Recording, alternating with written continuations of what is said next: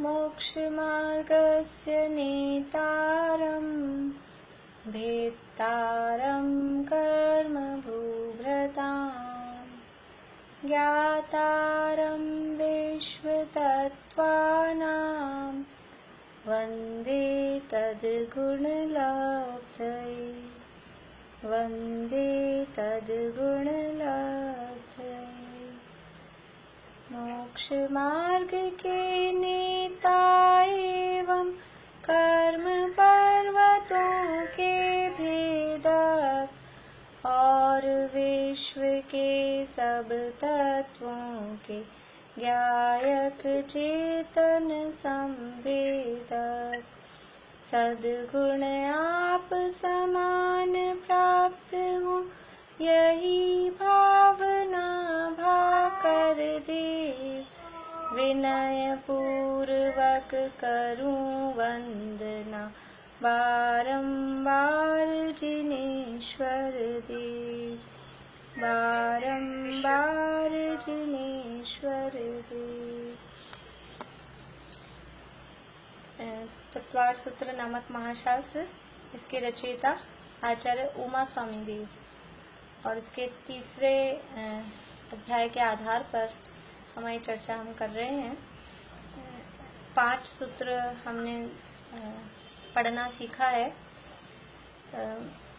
मैं नाम बोलती हूँ, एक एक सूत्र बोलेंगे, एक एक सूत्र एक व्यक्ति बोलेंगे। किरण जी जैन सूरत, बोलिए पहला सूत्र।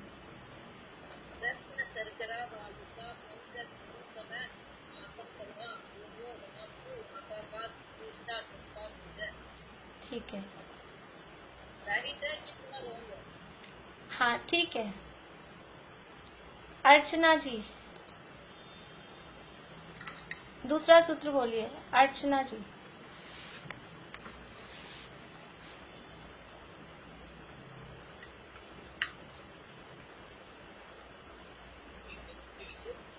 चलिए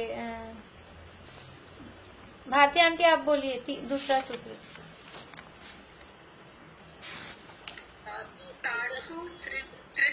पंचविंशति पंचदश दश त्रिपंचोनैक नरक शत सहस्राणि पंचचय यथाक्रमम्। बढ़िया। हाँ आगे सुलोचना जी जैन, चौथा सूत्र, तीसरा सूत्र। मैंने अभी चालू किया है। अच्छा चलिए आप निकालिए तब। हाँ तब तक मैं पूछती हूँ।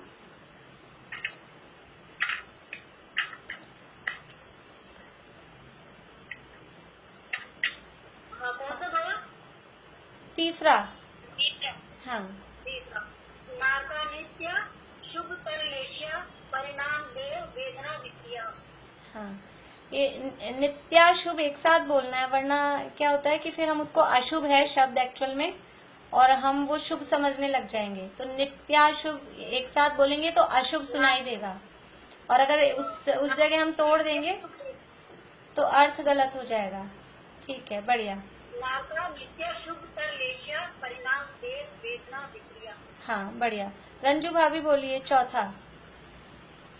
रंजू भाभी।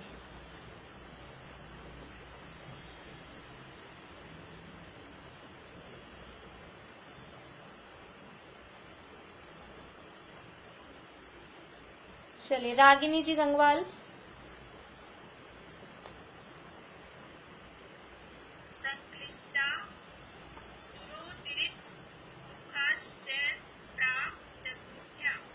ठीक है, बढ़िया है। ये 5वां हो गया, चौथा बोलना था हमें, कोई बात नहीं, अच्छा है।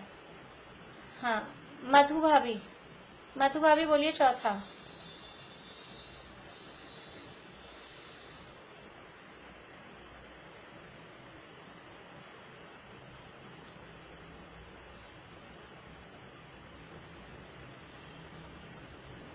ये सुधा जी, ये बापूनगर वाले हैं, सुधा नाम लिखा है।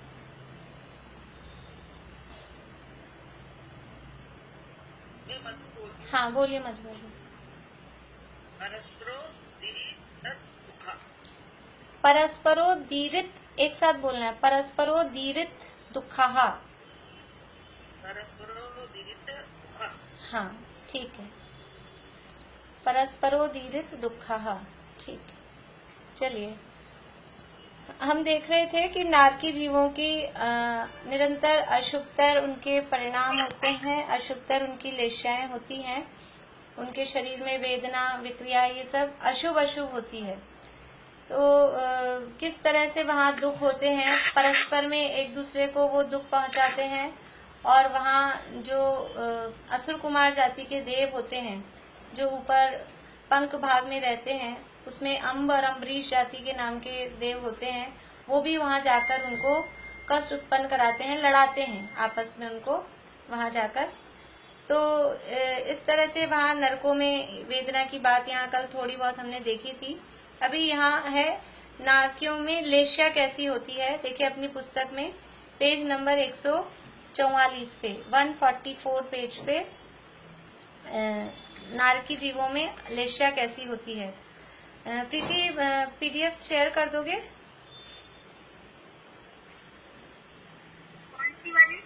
ये तत्वार्थ मणि प्रदीप, या उसमें से वो वाली कर दो, सारिका भाभी वाली कर दो, उसमें चार्ट आ जाएगा।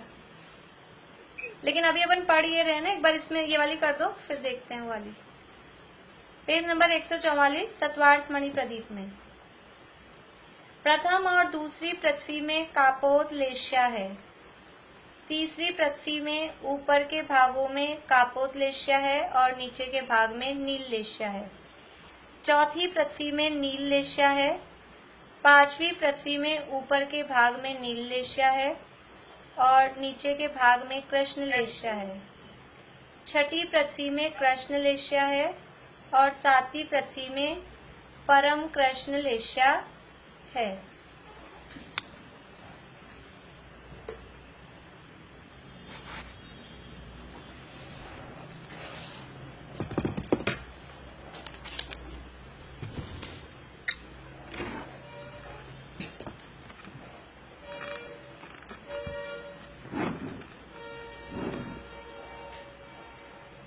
देखिए 7 नरक पृथ्वियों की बात बताई। 7 नरक हैं और सभी नरकों में मिलाकर 3 अशुभ लेश्या कही, यानी कृष्ण, नील और कपोत। स्टार्ट कर लीजिए।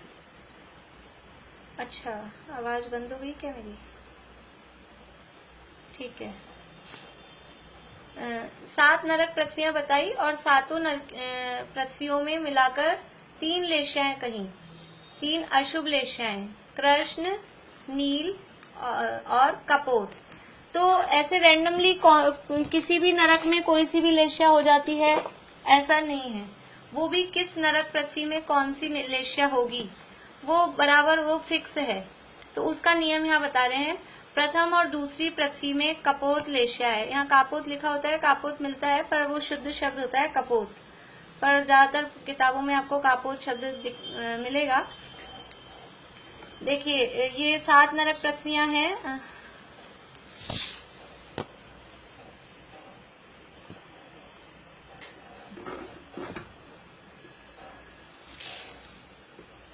आवाज आ रही है आप लोगों को? दिखाई दे रहा है?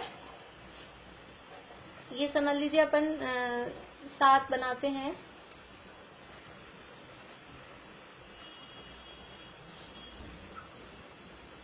ये 7 हो गई हैं। अब 3 लेश्याएं हैं अपने पास, कृष्ण, नील और कपोत। ये 3 लेश्याएं हैं। तो इन 3 लेश्याओं में से बोर्ड नहीं दिख रहा, बोर्ड में बोर्ड नहीं दिख रहा। उसको वो कर लीजिए तो वो बड़ा बोर्ड दिख जाएगा। मैडम की फोटो पे क्लिक कर लीजिए तो मैडम की फोटो दिख जाएगी। वो आपको स्क्रीन पे थोड़ा इधर उधर करना पड़ता है आपकी। अभी दिखा सब लोगों को? दिख रहा है। ठीक ठीक ठीक है ठीक है ठीक है ठीक है। तो ये 3 लेश्याएं हैं। अब इनमें से सबसे खराब कौन सी होती है? खराब मीन्स ज्यादा अशुभ कौन सी होती है? कृष्ण, नील, कपोत में से ज्यादा अशुभ कौन सी है? ये कृष्ण लेश्या। कृष्ण लेश्या ज्यादा अशुभ है, नील उससे कम अशुभ है और कपोत, हाँ मैं बोलती हूँ अब आप लोग म्यूट हो जाइए। कृष्ण लेश्य, हाँ वो कुछ लोग बार बार में अनम्यूट हो ही जाते हैं, अपने आप भी कुछ होता है पता नहीं। कृष्ण लेश्या है वो सबसे अशुभ है, नील लेश्या उससे कम अशुभ है, और कपोत लेश्या सबसे ज्यादा अशुभ, नहीं सॉरी उससे कम अशुभ है। कृष्ण सबसे ज्यादा अशुभ, नील उससे कम अशुभ, और कपोत और भी कम अशुभ, ऐसा है। अभी जो नरक है पहला, दूसरा, तीसरा, चौथा, पांचवा, छठा, सातवां, 7 नरक हैं। तब इन 7 नरकों में ऊपर ज्यादा अशुभ होगी या नीचे ज्यादा अशुभ होगी? तो ऊपर, नीचे नीचे ज्यादा अशुभ होगी, क्योंकि नीचे नीचे ज्यादा पाप के उदय से जा रहे हैं। नीचे नीचे के नरकों में ज्यादा दुख हैं, तो नीचे ज्यादा अशुभ होगी। तो इनका सीक्वेंस कैसे बनेगा कि नीचे के नरकों में तो होगी कृष्ण, बीच के नरकों में होगी नील, और ऊपर के नरकों में होगी कपोत। ये हम सामान्य देख रहे हैं। अब किस नरक में कौन सी है तो देखिए, प्रथम और दूसरी पृथ्वी में कपोत लेश्या है, पहले और दूसरे नरक में कपोत लेश्या है, पहले में और दूसरे में कपोत लेश्या है। तीसरी पृथ्वी में ऊपर के भागों में कपोत है और नीचे के भाग में नील लेश्या है। अभी जो तीसरी पृथ्वी है इसमें थोड़ा सा डिवाइडेशन के, इन दोनों में तो कपोत ही है, पर तीसरी में थोड़ा सा जो ऊपर का भाग है उसमें भी कपोत है। तो तीसरे के थोड़े भाग में ऊपर के जो लेयर्स हैं, ऊपर के जो पटल हैं, कुछ पटलों में कपोत लेश्या है और उसके बाद उसके नीचे के पटलों में नील लेश्या है। तो तीसरे वाली में मिक्स है, कपोत भी है और नील भी है, लेकिन एक पटल में एक ही तरह की लेश्या होगी, एक पटल में मिक्स वाले जीव नहीं होंगे, एक ही पटल होगा। आवाज आ रही है बराबर आप लोगों को? आवाज आ रही है ना?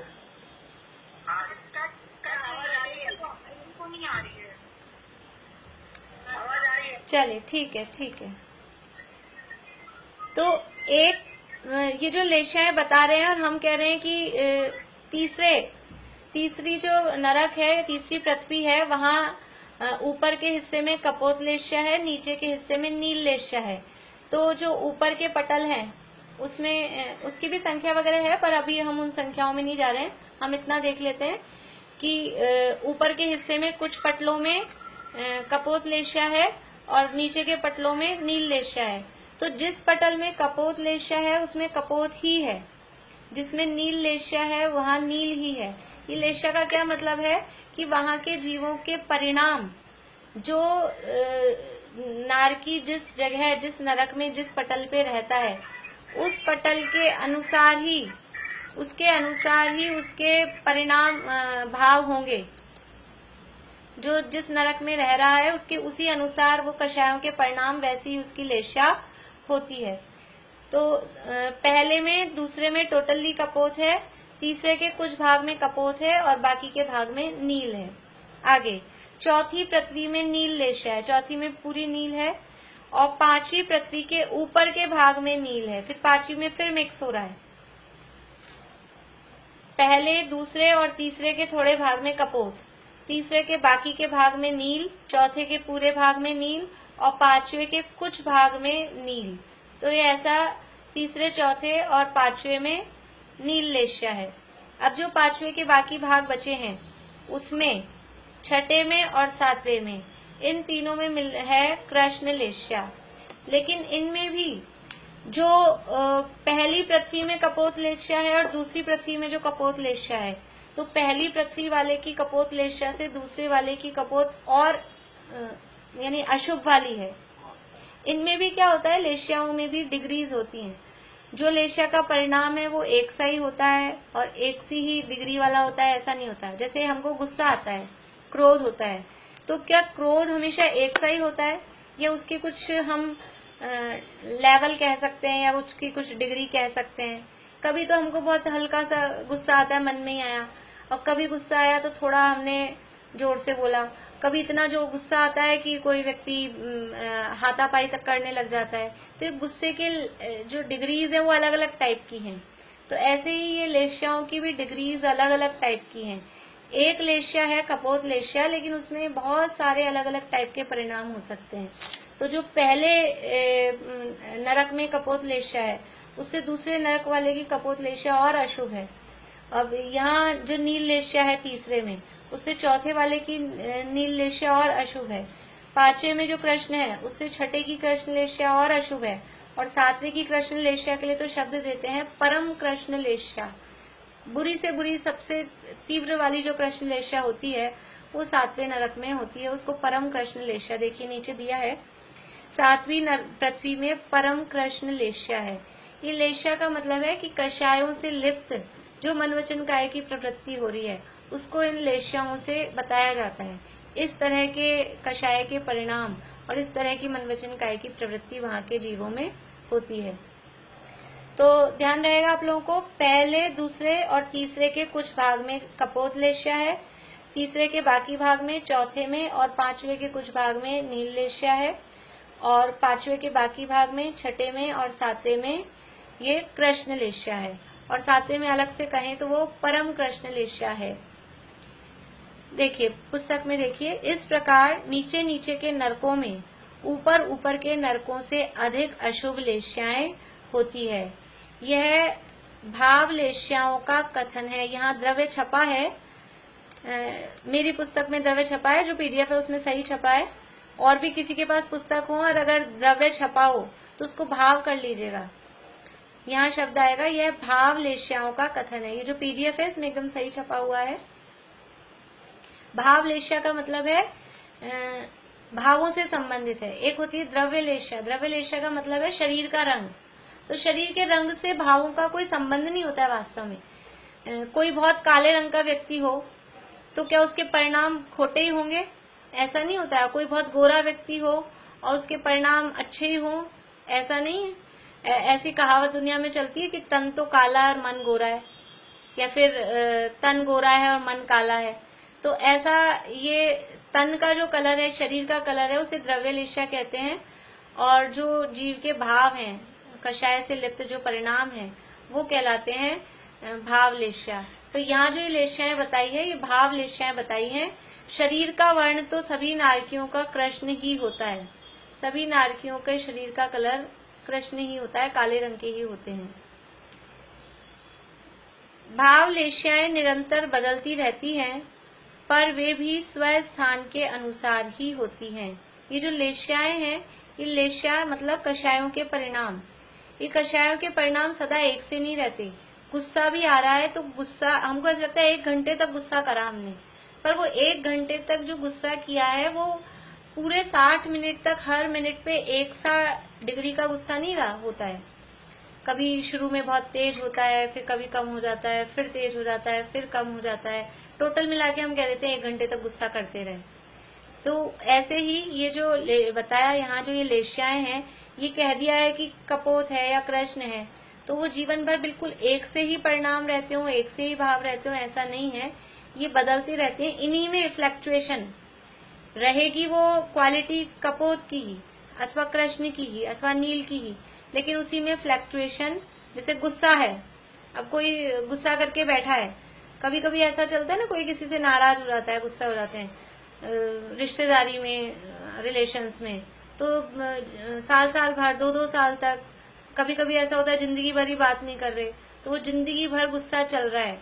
तो वो गुस्सा मतलब एक सा ही गुस्सा है ऐसा नहीं है, वो कभी उसके लिए ज्यादा खराब परिणाम भाव आते हैं, कभी कम आते हैं, कभी भूल जाते हैं। ऐसा ही फ्लक्चुएशन होता रहता है। वैसा ही यहाँ लेश्याओं में भी इस तरह का फ्लक्चुएशन होता रहता है। तो ये भाव लेश्याएं निरंतर बदलती रहती हैं, पर वे भी स्वस्थान के अनुसार ही होती हैं। स्वस्थान का मतलब है जिस पृथ्वी में अथवा जिस नरक में जो लेश्या कही है, उसी लेश्या में फ्लक्चुएशन होगा। जैसे पहले नरक में कपोत लेश्या कही, तो बदल कर कभी कृष्ण लेश्या हो जाएगी या बदल के कभी नील हो जाएगी, ऐसा नहीं होगा। वो उस जगह पर जो पॉसिबल है वही लेश्या वहां हो सकती है।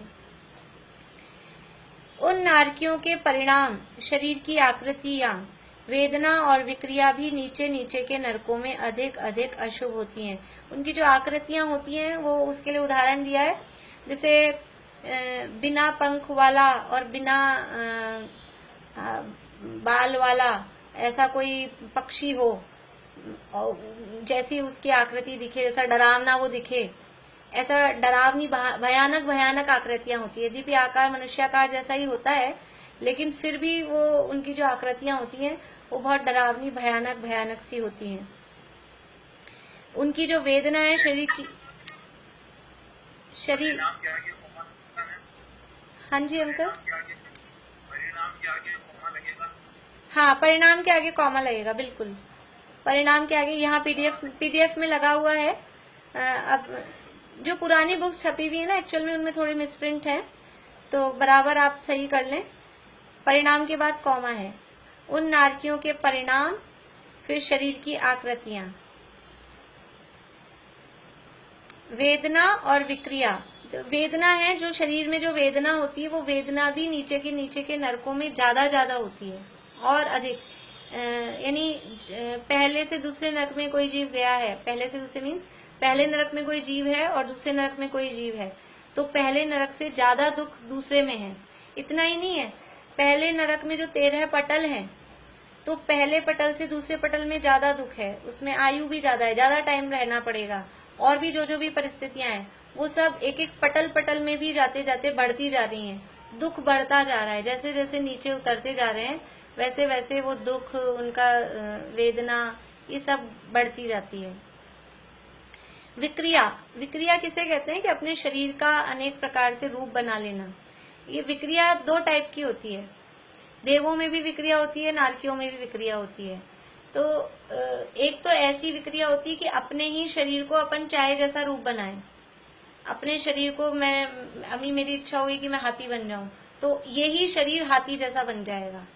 एक ये कहलाती है अपृथक विक्रिया, अपृथक विक्रिया। और एक ऐसा कि ये तो शरीर एज इट इज रहे, और एक नया और हाथी बनाने की इच्छा है तो एक दूसरा हाथी अलग बन जाए, ऐसी वो कहलाती है पृथक विक्रिया। वो होती है देवों में, ऐसी शक्ति होती है देवों में। नारकियों में ऐसी शक्ति नहीं होती। नारकी केवल अपना जो शरीर है उस शरीर को ही चाहे जैसे रूप बना लेते हैं। पूरा का पूरा ये जो आकार है वो जिस रूप में वो चाहते हैं वो आकार उनका बन जाता है। ऐसी शक्ति, वो विक्रिया उनको होती है। तो वो जो विक्रिया है, वो विक्रिया भी कौन सी होती है? अशुभ। खोटे खोटे रूप बनाते हैं, डरावने रूप बनाते हैं, सींग निकाल, ये जो ऐसे चित्र दिखते हैं ना हमको कहीं कहीं अगर नरकों के, या हमारे माइंड में जो कल्पना है, वो क्यों है कि मूल में सींग नहीं होते हैं, लेकिन वो ऐसा बना लेते हैं भयानक भयानक डरावने, समझ लीजिए जो पक्षी हों, डरावने जानवर हों, ऐसा वैसा मुंह बना लेंगे, वैसा रूप बना लेंगे। इस तरह के सारे आकृति, वो अशुभ अशुभ ही उनके विक्रियाएं होती है।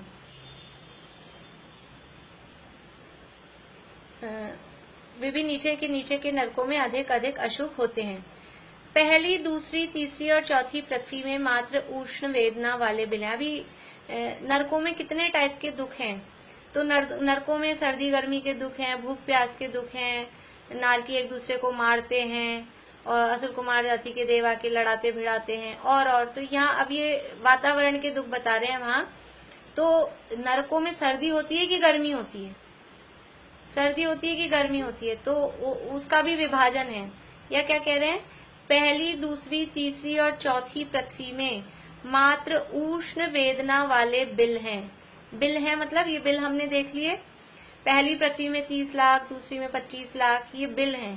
तो पहले पृथ्वी में जितने बिल हैं, दूसरी में जितने बिल हैं, तीसरी में और चौथी में, ये जितने बिल हैं, यानी पहली के 30 लाख, दूसरी के 25 लाख, तीसरी के 15 लाख और चौथी के 10 लाख, ये सारे के सारे नरक के बिल ये उष्ण वेदना वाले, यानी यहाँ गर्मी है, भयंकर गर्मी।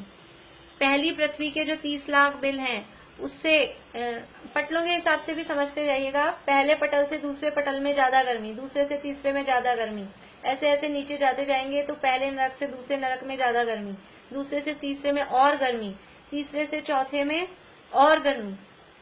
तो यहाँ उष्ण वेदना वाले यानी भयंकर गर्मी। षडाला में हम लोगों ने पढ़ा हुआ है, मेरु समान लोह गली जाए, ऐसी शीत उष्णता थाए। इतनी गर्मी,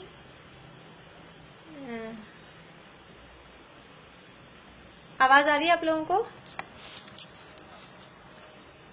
आ रही है। ठीक है, ये मेरा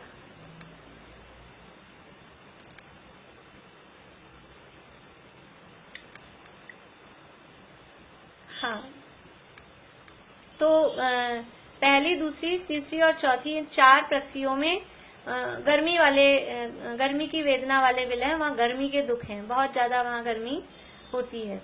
इसके बाद में है पांचवी पृथ्वी में बिल कितने हैं टोटल? पांचवी पृथ्वी में बिल है 3 लाख।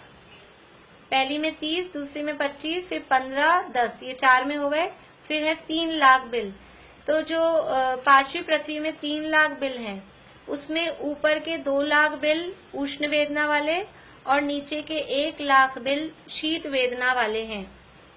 ये देखिए, यहाँ ये जो बिलों की संख्या है, इसमें थोड़ा सा फर्क मिलता है। तत्वार सूत्र की टीकाओं में यही संख्या देते हैं कि ऊपर की 2 लाख बिल उष्ण वेदना वाले हैं, नीचे के 1 लाख बिल शीत वेदना वाले हैं।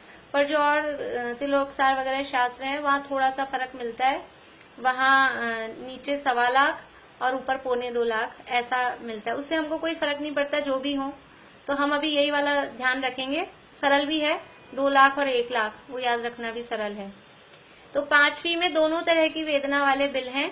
पांचवी में ऊपर के 2 lakh bill, 3 lakh total bill हैं, तो 3 लाख में से 2 लाख बिल हैं वो उष्ण वेदना वाले हैं, और जो 1 लाख बिल हैं वो सर्दी शीत वेदना वाले हैं, तथा छठी और सातवीं पृथ्वी के बिल शीत वेदना वाले ही हैं। छठी और सातवीं पृथ्वी के बिल शीत वेदना वाले ही हैं। देखिए, वो अभी जो मैंने कहा ना, वहाँ पांचवी पृथ्वी में तिलोय परिणति और तिलोकसार में वहाँ 2.25 लाख और 75,000 बचेंगे। 2.25 लाख और 75,000 ऐसा दिया है। अभी अपन को इतना ध्यान रखना है, ये 2 लाख और 1 लाख। तो नरकों में सर्दी के दुख हैं कि गर्मी के दुख हैं? तो 4 नरक, 4.5 नरक कहें अपन सामान्य रूप से, 4 नरक और थोड़ा आधा से ज्यादा 5वां नरक, उसमें तो गर्मी के दुख हैं, और थोड़ा सा 5वां नरक, 6ठा नरक और 7वां नरक, इनमें सर्दी के दुख हैं। तो ये नरकों में इस तरह की सर्दी और गर्मी के दुख होते हैं। कैसी सर्दी और कैसी गर्मी है वो छेड़ाला में बताया है। भयंकर सर्दी होती है, भयंकर ही गर्मी होती है। तो 5वें नरक वालों को आराम होता है भाई, ऊपर वहाँ 2 लाख बिल गर्मी वाले हैं, 1 लाख बिल सर्दी वाले हैं, तो जब वहाँ गर्मी तेज लगे तो नीचे आ जाओ, और जब सर्दी लगने लग जाए तो ऊपर चले जाओ। तो अपने को जाना पड़े तो कौन से नरक में जाना चाहिए? अपने को नरक में जाना पड़े तो कौन से नरक में जाना चाहिए अपने को? जाना नहीं है। नरक में जाने योग्य ही नहीं है वास्तव में। और ये जो ऑप्शन हम देख रहे हैं, ऐसा कोई ऑप्शन भी वहां पर नहीं है। यहाँ हर पटल के बीच में और हर बिलों में भी एकदम वज्र की दीवारें हैं। एक बिल से दूसरे बिल में, जो हमने बिलों की रचना देखी थी, बीच में इंद्रक बिल है, फिर चारों तरफ श्रेणीबद्ध बिल हैं, और फिर प्रकीर्णक बिल हैं। तो एक बिल से दूसरे बिल में जाना भी पॉसिबल नहीं है, सब जगह वज्र की दीवारें हैं। तो एक पटल से दूसरे पटल में जाना पॉसिबल नहीं है। तो ये जो 5वें नरक में जो ऊपर वाले हैं 2 लाख बिल, वो गर्मी की वेदना वाले हैं। वहां जो जीव रहेंगे उनको गर्मी की ही वेदना होगी, वो किसी भी रूप में किसी भी तरह से नीचे नहीं आ सकते। और जो नीचे सर्दी की वेदना वाले 1 लाख बिल हैं, वहां सर्दी की ही वेदना रहेगी, वो किसी भी रूप में किसी भी तरह से ऊपर नहीं जा सकते। यानी जिस क्षेत्र में जिस जगह नारकी उत्पन्न हुए हैं, वो जीवन पर्यंत उसी जगह रहते हैं, वो अपना स्थान नहीं बदल सकते, इधर से उधर ऊपर नीचे कहीं भी नहीं जा सकते, बराबर वहाँ पूरा पैक रहता है। तो इस तरह से ये यहाँ वेदना की, ये बिलों की बात बताई। वस्तुतः वे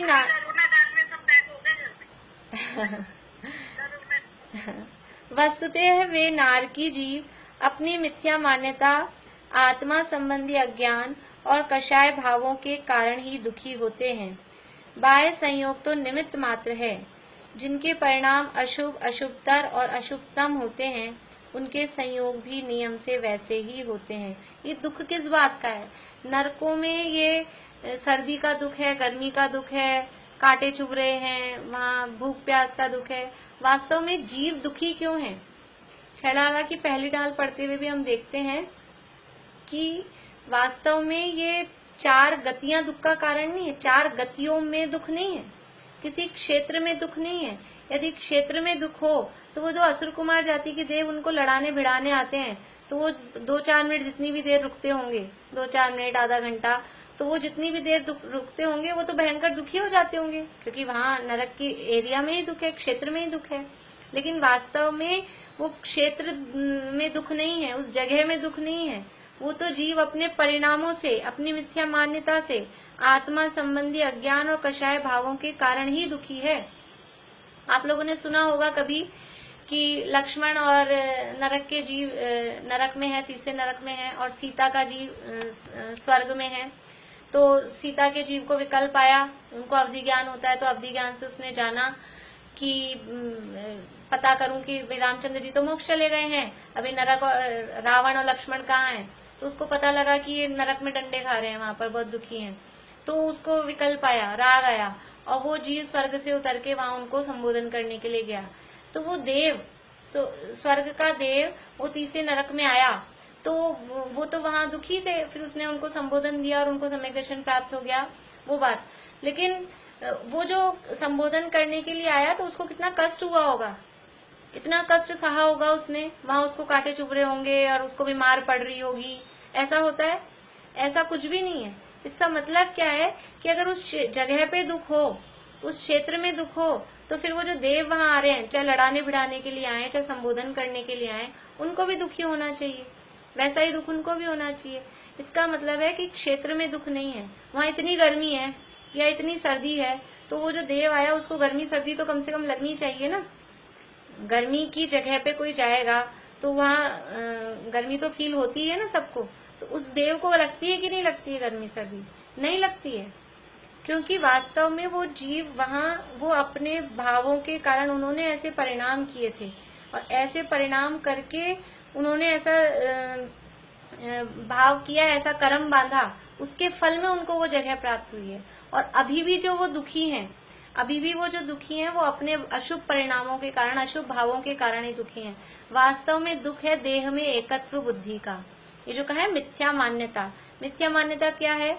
ये शरीर को अपना मानते हैं, ये शरीर मैं हूँ, शरीर को मैं मानने के कारण जीव दुखी रहता है। अब वो शरीर मैं हूँ तो इसको किसी ने मारा, कुछ किया, गर्मी लग रही है, सर्दी लग रही है, तो शरीर में अपनापन के कारण जीव दुखी होता है। मुनिराज को कोई तलवार से मारते हैं, सिर पे सिगड़ी जला देते हैं, मुनिराज को क्यों नहीं दुख होता? क्योंकि उनको देह में अपनापन नहीं है, वो मिथ्यात्व नहीं है। इसलिए वास्तव में दुख का कारण क्या है कि दुख का कारण अपनी मिथ्या मान्यता ही है। इसलिए वस्तुतः वे नारकी जीव अपनी मिथ्या मान्यता, आत्मा संबंधी अज्ञान और कषाय भावों के कारण ही दुखी होते हैं। बाह्य संयोग तो निमित्त मात्र हैं, जिनके परिणाम अशुभ, अशुभतर और अशुभतम होते हैं, उनके संयोग भी नियम से वैसे ही अशुभ होते हैं। जिनके परिणाम जैसे होते हैं, उनके संयोग भी उनको बाहर में वैसे ही मिलते हैं। अतः जिन लोगों को नरकों में प्राप्त होने वाले उक्त दुखों से बचने की भावना हो, उन्हें वस्तु स्वरूप को समझने का प्रयास करना चाहिए, अपने आत्मा को जानना पहचानना चाहिए और कषाय भावों का त्याग कर अपने आत्मा में ही समा जाना चाहिए। सुखी होने का यही उपाय है। यदि हमको दुख से बचना है तो क्या करना चाहिए कि आत्मा को जानना पहचानना, आत्मा को जानना पहचानना चाहिए, मिथ्यात्व को छोड़ना चाहिए। दुख का कारण वास्तव में मिथ्यात्व ही है। देखिए, मैं आपको कोई एक दूसरी पुस्तक है, उसमें से थोड़ा सा ये नरकों में कैसे दुख होते हैं वहां से आपको पढ़ के सुनाती हूँ, थोड़ा सा हमको समझ में आए कि किस तरह के दुख नरकों में होते हैं।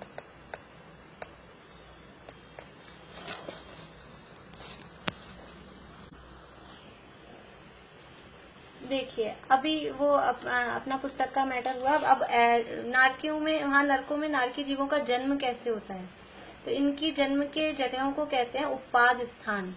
नारकियों का जन्म होता है जैसे हम लोगों का जन्म होता है, हम गर्भज कहलाते हैं, माता पिता के संयोग से गर्भ में हमारा जन्म होता है, वैसा नारकियों का जन्म नहीं होता। नारकियों का जन्म होता है, उस जन्म को कहते हैं उपाद जन्म। यानी कि उनके जन्म के कुछ विशेष स्थान होते हैं, और विशेष स्थान होते हैं उन्हें उपाद बिल कहते हैं, वहां से उनका जन्म होता है। देवों का भी उपाद जन्म होता है, उनकी उपाद शैयाएं कहलाती हैं। तो नारकियों का जो जन्म होता है वो उनके उपाद बिलों में होता है। तो ये बिल कैसे होते हैं कि ये बिल होते हैं जैसे कि हमारे ऊपर ये सीलिंग होती है, छत, इस छत में कुछ अलग अलग आकार के ऐसे, क्योंकि वो अधोलोक में है, तो जैसे ऊपर पहले पृथ्वी है और उसमें ऐसे गधे के मुंह के, गाय के मुंह के, शेर के मुंह के, ऐसे अलग अलग अशुभ आकृति वाले ऊपर से सकड़े और अंदर जाके बहुत विस्तृत ऐसे बिल हैं, बिल जैसे हैं। जैसे समझ लीजिए कि यहाँ हम चूहे का बिल देखते हैं, ऊपर से छोटा सा होता है उसका गोला और अंदर जाके बड़ा होता है, सांप का भी ऐसे ही है। तो वो इस तरह के उनके उत्पाद के बिल होते हैं। तो जो यहाँ से आयु पूरी करके नरक में कौन जाता है? नरक में मनुष्य अथवा तिरंशी जाते हैं। कोई भी नारकी मर के दोबारा से नारकी नहीं होता, कोई भी देव मर के नारकी नहीं होता। तो मनुष्य अथवा तिरंशी नरक में जाते हैं। तो यहाँ मध्य लोक से ही जाएंगे। तो कोई मनुष्य अथवा तिरंश यहाँ मरा और अब उसको नरक में जाना है, तो वो जो छत में जैसे ऊपर छेद हो और इस तरह की जो आकृति है, वहां से वो औंधे मुंह उस जगह उनका उस इतने से बिल में वहां जन्म होता है, और सिर के बल वो नीचे गिरते हैं, और सिर के बल नीचे गिरते हैं, और वो नीचे की जो उनकी धरती होती है वो एकदम कांटों जैसी बिल्कुल।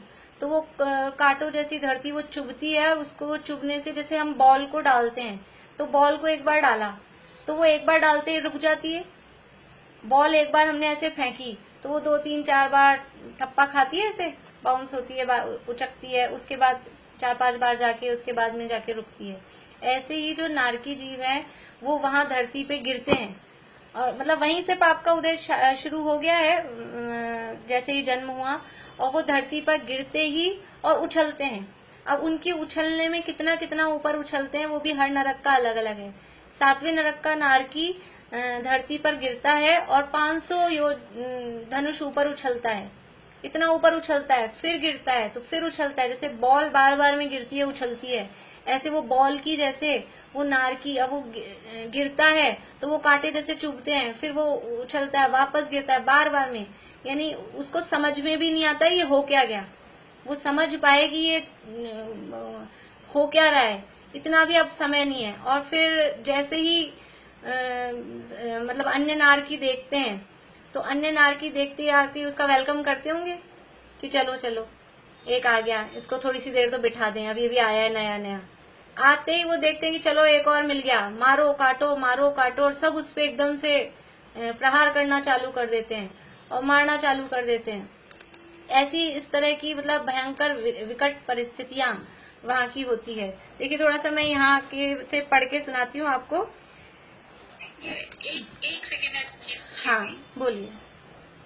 नरक तो जैसे आपने भरत क्षेत्र है, रावत क्षेत्र सबका एक ही है ना नरक की भूमि। तो जो मनुष्य और तिरंश भरत क्षेत्र वाले वो जो दूसरी जगह भी और मनुष्य तिरंश सब एक ही नरक में जाए, सब नरक एक ही है ना? हाँ, नरक तो ये 7 या 84 लाख जो बिल हमने कहे, नरक तो वही है। अब कोई से भी मनुष्य हो, कोई से भी तिरंश हो, जो अपने अशुभ कर्मों के कारण नरक आयु बांधेंगे, वो इनमें से किसी में भी जाएंगे। ऐसा कोई नरक का डिवीजन नहीं है कि भरत क्षेत्र के लिए अलग नरक हो, विदेश क्षेत्र के लिए अलग अलग हो, ऐसा कोई डिवीजन नहीं है।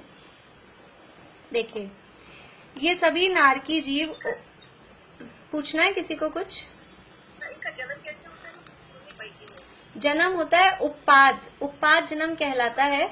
वो जो इनके बिल होते हैं जन्म के, वो कहलाते हैं उनके उपपाद बिल। वो पर्टिकुलर उनके प्लेस होते हैं। माता पिता के संयोग, माता पिता कोई है ही नहीं, तो माता पिता के संयोग से और गर्भ में भी जन्म नहीं होता है। इनके जन्म का नाम टाइप ही अलग है। 3 प्रकार के जन्म होते हैं, एक गर्भ जन्म, दूसरा सम्मोचन जन्म और तीसरा उपपाद जन्म। तो गर्भ जन्म तो मनुष्य और तिरंचों के होता है, और सम्मोचन जन्म भी मनुष्य तिरंचों के होता है, परंतु वो बिना माता पिता के वातावरण से ही, जो जितने भी इंसेक्ट्स वगैरह हैं, कीड़े मकोड़े मक्खी मच्छर, वो सब कहलाता है सम्मोचन जन्म। और देवों का और नारकियों का होता है उपपाद जन्म। तो देवों के तो क्योंकि पुण्य का उदय है तो उनका जन्म अलग टाइप से होता है, वो वहां अपन बात करेंगे। अभी तो यहाँ नारकियों के पाप का उदय है, तो किस तरह से इनका जन्म होता है, वो उनके उत्पाद बिल होते हैं। और उन उत्पाद बिलों में देखिए, ये सभी नारकी जीव उत्पाद स्थान में अपनी पर्याप्ति पूर्ण कर, यानी जन्म लेकर वो पूरे होकर सिर नीचे, हाँ सिर नीचे, हाँ ऐसे ऐसे गिरते हैं जैसे ऊपर छत पे से उल्टे मुंह करके कोई गिरेगा नीचे, तो सिर नीचे ऐसे नहीं गिरेगा सीधा, पैर के बल गिरेगा तो थोड़ा सा एक वो रहता है, कम समझ लीजिए तकलीफ होगी, लेकिन सिर के बल गिरेगा अंधा तो वो एकदम से ज्यादा तकलीफ होगी, इसलिए हाँ। तो सिर नीचे पैर ऊपर इस प्रकार उल्टे ही जमीन पर गिरते हैं। जोर से दबाकर गिराई गई गेंद के समान वे वहां ही उछल उछल कर गिरते हुए महाकष्ट भोगते हैं। जैसे बॉल को हम डालते हैं तो बार बार में उछलती है, वैसे भूमि के स्पर्श से मात्र से एक साथ हजारों बिच्छुओं के काटने से उत्पन्न वेदना से भी अधिक वेदना भोगते हैं।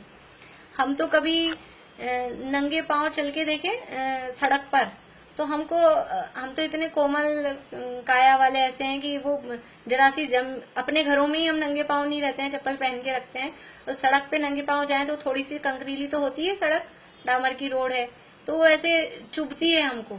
अब वहां नरक में ऐसे गिरते हैं और वो ऐसी वहां की भूमि होती है कांटेदार जैसे लगती है कि जैसे लगता है हजारों बिच्छुओं ने एक साथ काट लिया हो। तृषा की वेदना मिटाने के लिए भयंकर प्यास लगती है, बहुत प्यास लगती है, गर्मी है ना क्योंकि ऊपर के नरकों में बहुत बुरी तरह, तो गर्मी से प्यास लगती है, तो प्यास की वेदना मिटाने के लिए शीतल जल समझकर नारकी वैतरणी जीव वैतरणी नदी में प्रवेश करते हैं। क्या होता है कि नारकियों को, नहीं मैं दूसरी किताब से पढ़ के सुना रही हूँ आपको, आप लोगों के पास नहीं है। अच्छा हाँ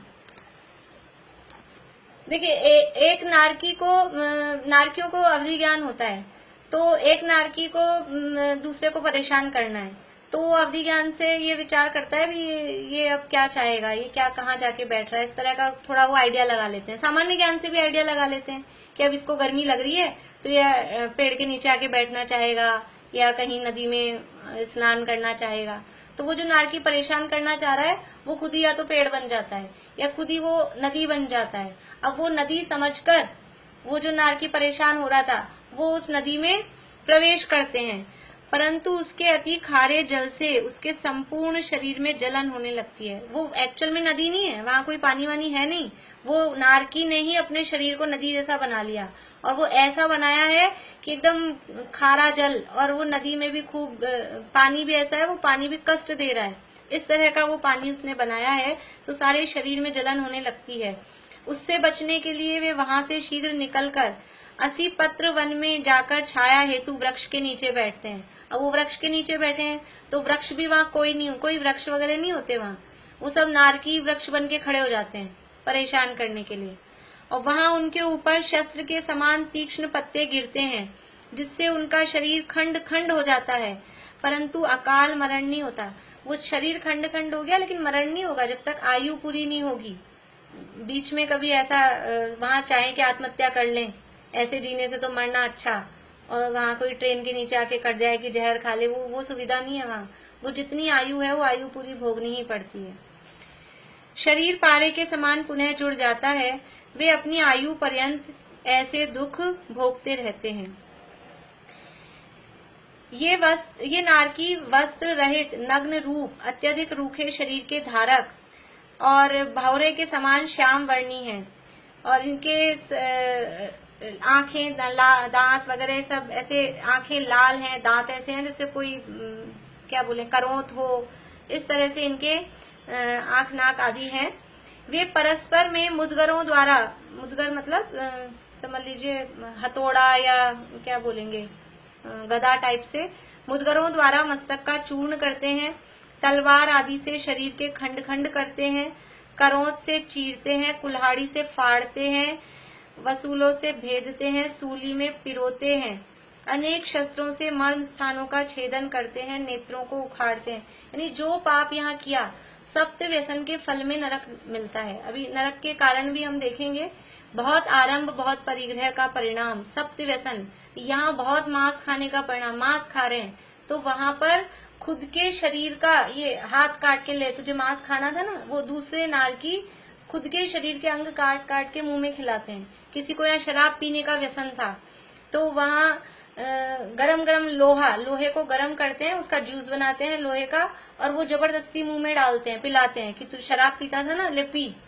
ऐसे परस्त्री सेवन अथवा वेश्यागमन का किसी को व्यसन था, बहुत परस्त्रियों से रमण किया, व्यभिचार किया, बलात्कार किया, तो लोहे की गरम गरम पुतलियां बना के और चिपकाते हैं कि ले तुझे बहुत स्त्री का संपर्क करना था।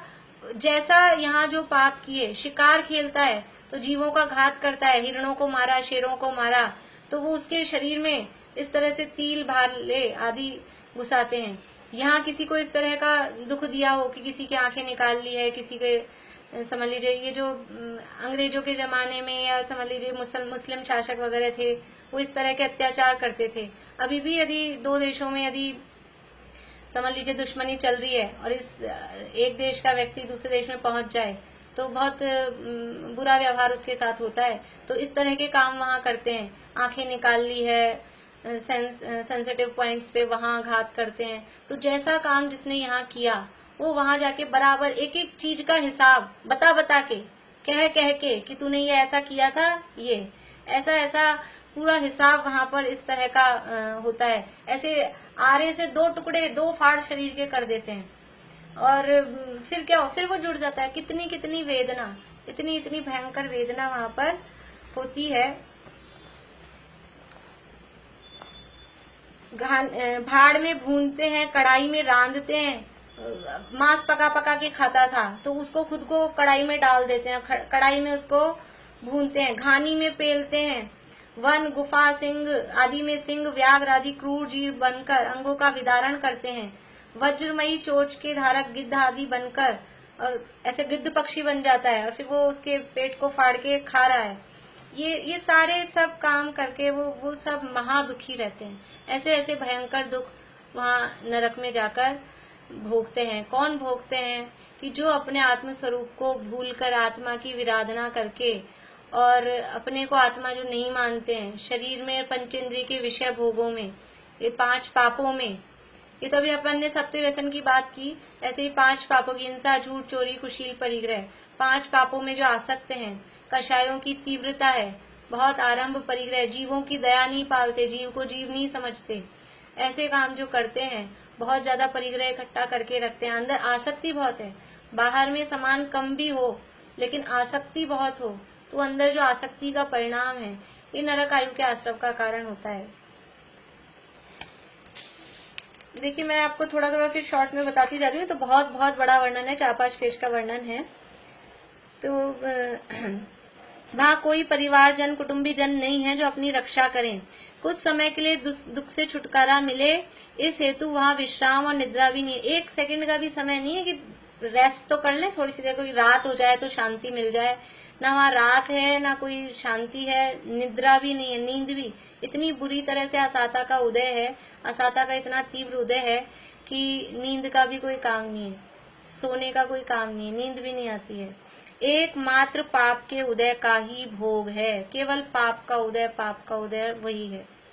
पवन भी इतनी तीव्र विनाशक चलती है कि जिसके स्पर्श से पर्वत भी बिखर जाते हैं। इस तरह से ये यहाँ दुखों का वर्णन है। थोड़ा सा और बता के बस पूरा करती हूँ। उनके दुखों को कहने में करोड़ों जीवे भी समर्थ नहीं है, कोटि जीवते जात न बने।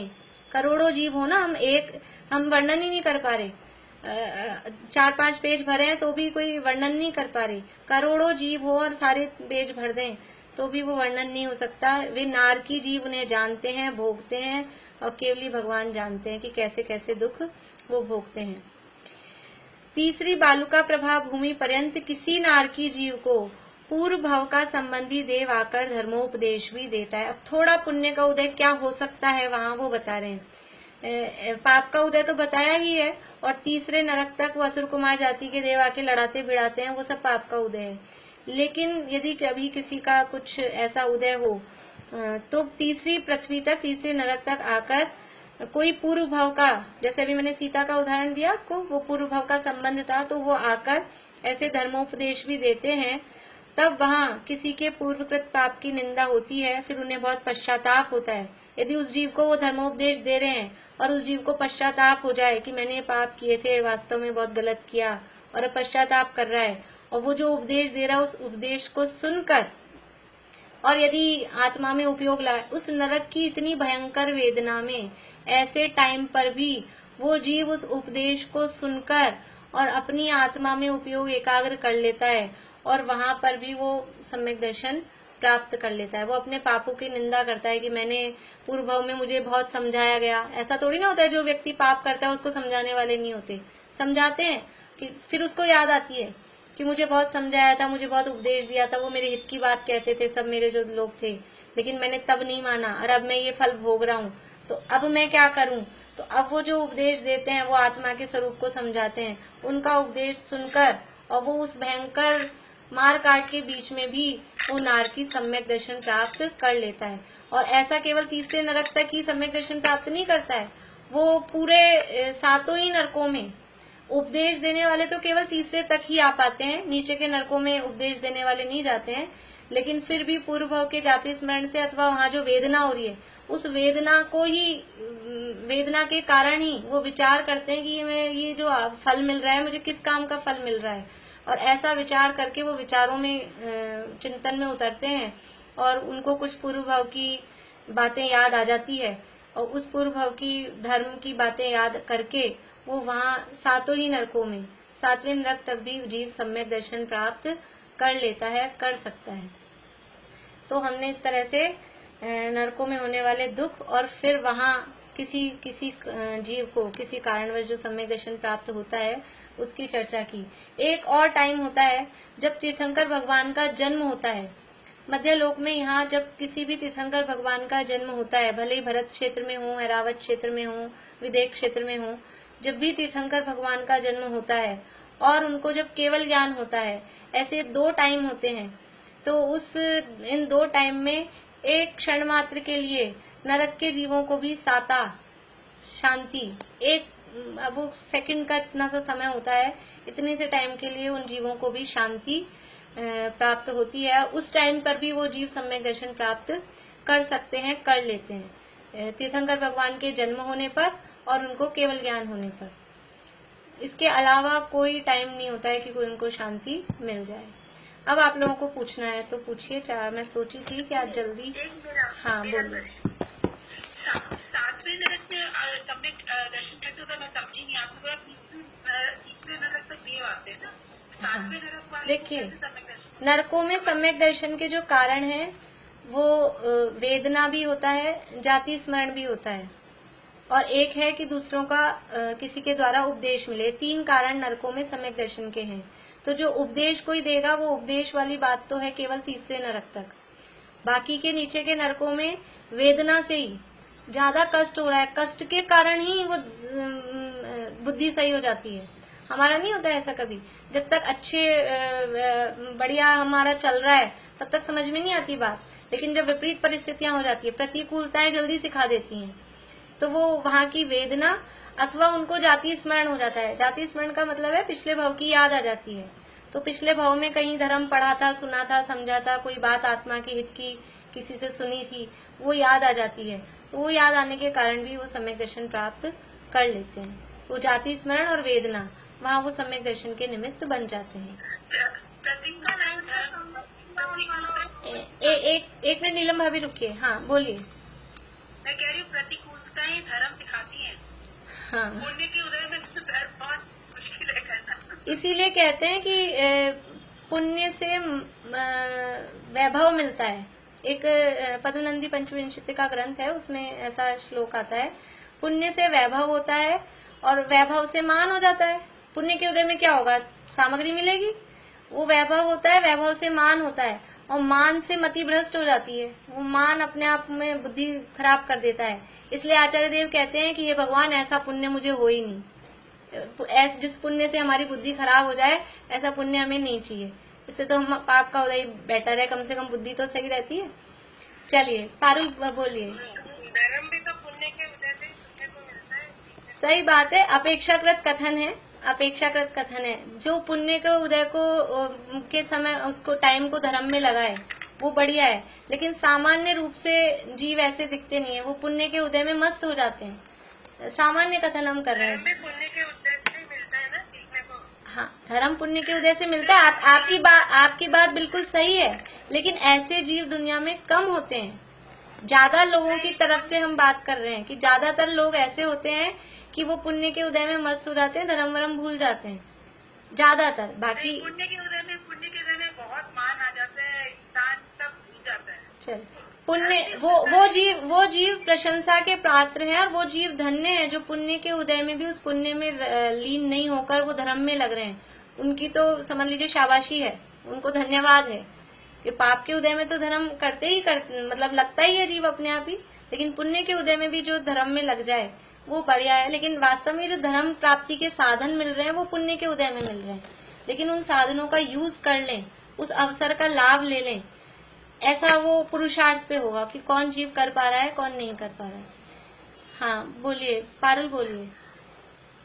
भाभी एक तो ये भूमि के त्रियंश और मनुष्य भी नरक जा सकते? नहीं, केवल कर्म भूमि के मनुष्य तिरंशी नरक जाते हैं।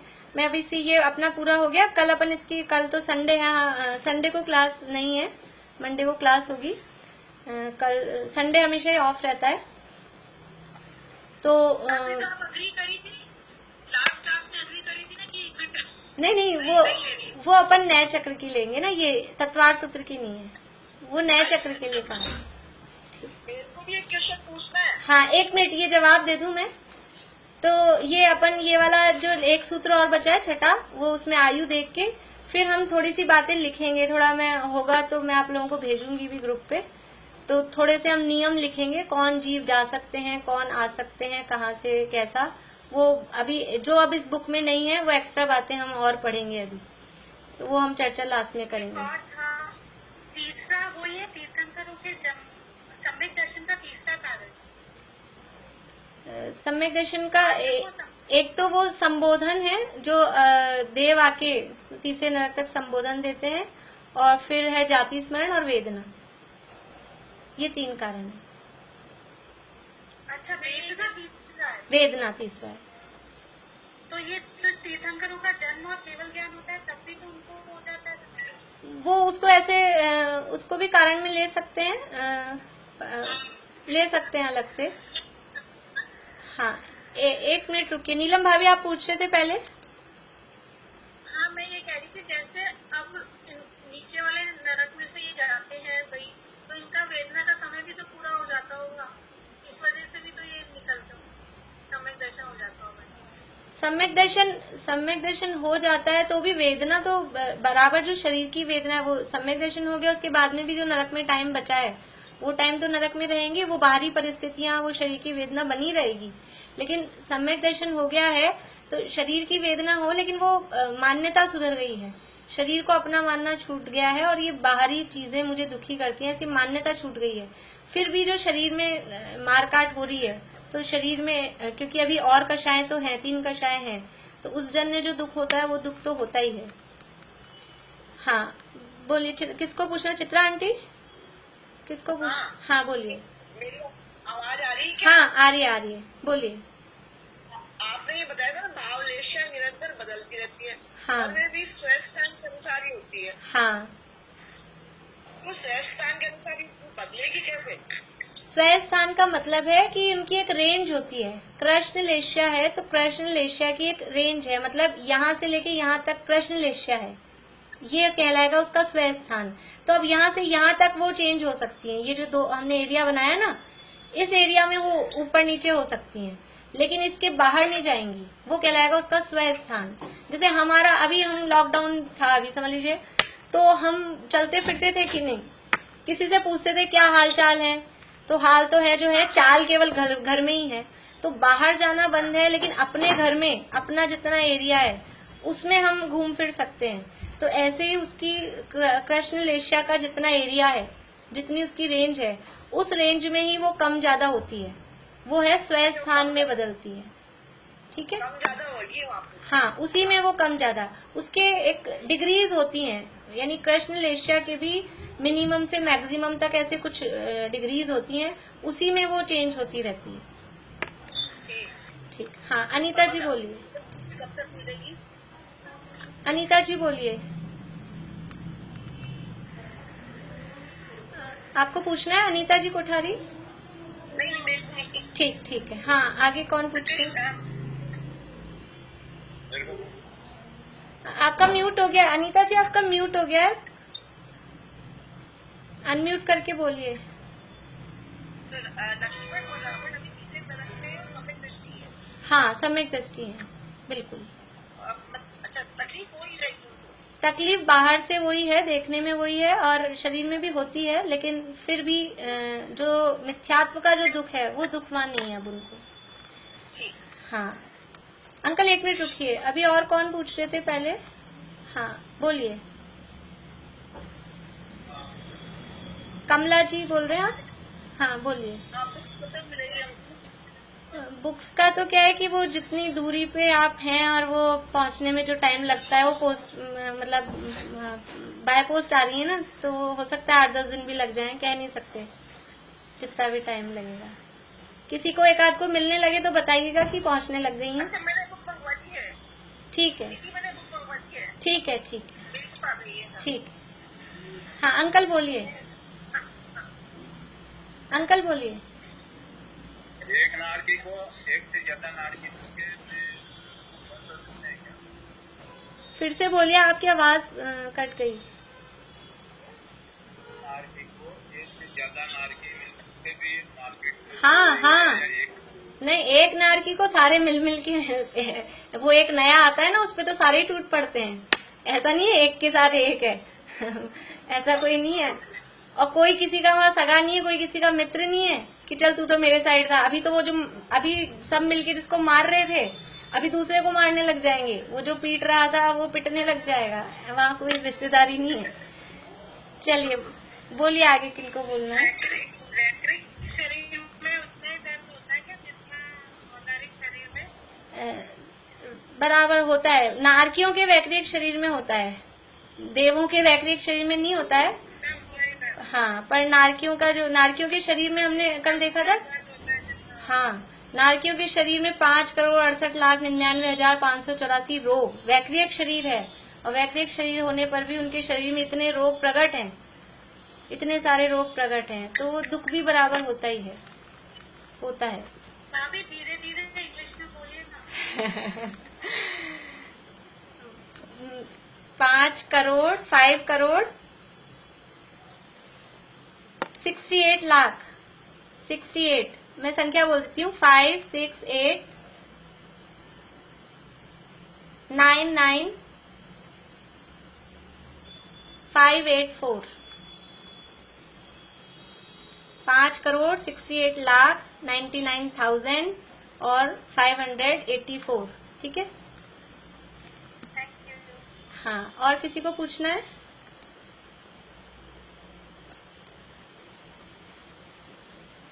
चलिए हो गए सबके प्रश्न, जिनवाणी स्तुति बोलते हैं।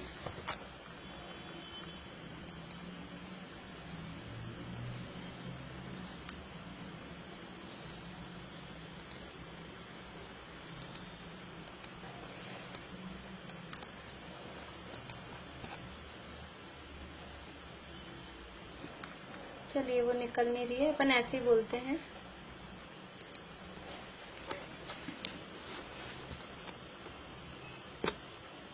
पारस सुपारस है वही पारस करे जो लोह को, वह आत्मा ही है सुपारस जो स्वयं निर्मोह हो। रति राग वर्जित आत्मा ही लोक में आराध्य है। निज आत्मा का ध्यान ही बस साधना